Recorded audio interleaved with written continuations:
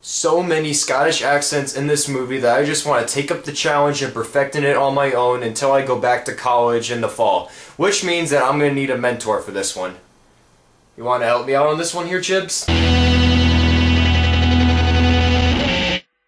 Brave is the latest animated film from the illustrious animation studio that is known as Pixar, and the story this time focuses on a female character, something that Pixar has never taken up the challenge of completing, and it centers on this princess named Merida, who's in the Scottish medieval kingdom, and she's set in line to marry a prince and end up taking up the throne of the kingdom in the future. However, she's a much more free-spirited person who wants to be an archer and just live out in the spirit of the landscape that surrounds her, and not want to conform to the duties that her mom has been pulling up this Stanley Kubrick perfection-esque duty of trying to put her through every step of what it means to be the perfect princess. Then something happens about 30 minutes in, which I'm not going to get to at all, and that really takes a huge course for the movie and puts it in a complete 180 direction that you initially perceived that it was going to take on. Now, after the dismal disappointment that was known as Cars 2 that released last year, I had a little faith in this movie being really good because even the trailers leading up to this film just had a huge appeal centered on kids, and it seemed like all of the appeal that they could place on the adults for all the aesthetics and everything else that they were putting into this movie,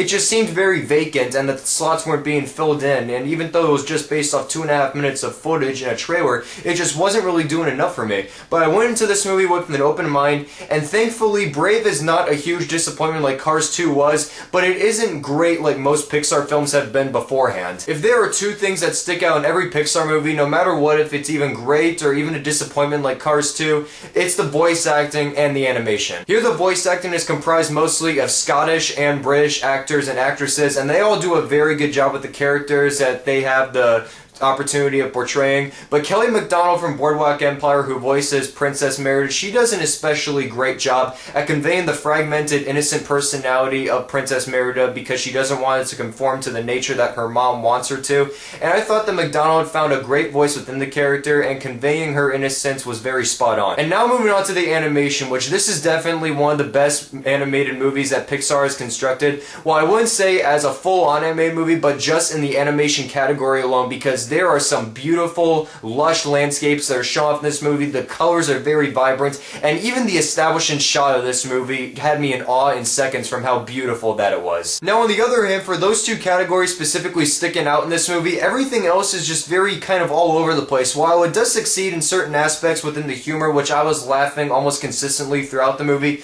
there is one big problem that I had with this movie, and that is the twist that it takes about 30 minutes in. It's something that really caught me off guard, and even I could have never even predicted after just watching the trailers. But when it happens, it took me a while to finally accept it, and the time that it took me to do that really took me out of the experience that I was having with this movie, because it really starts off great. The first 30 minutes suck you in, and you're very intrigued at what direction that the movie could go in, especially for the fact that I thought it could have been the most mature Pixar film with the direction and premise that it had, but then it just squanders it with the twist that it does take, and it just really puts it all as a free giveaway to the kids for them to laugh at, and everything that just follows afterwards was a bit underwhelming. Furthermore, when it came to the climax of the movie, it felt very rushed to a point where the writers couldn't come up with any more creative ideas in order to end the movie, and it just ends very rushed, and you don't really think that it could have been like that in the first place. If they had taken a more creative process towards that climax, it could have been much better constructed in the end. Now, as much as I'm putting these flaws out, this is a Pixar movie, so there are aspects that are very good, and specifically, as I said, the animation and the voice acting are both impeccable,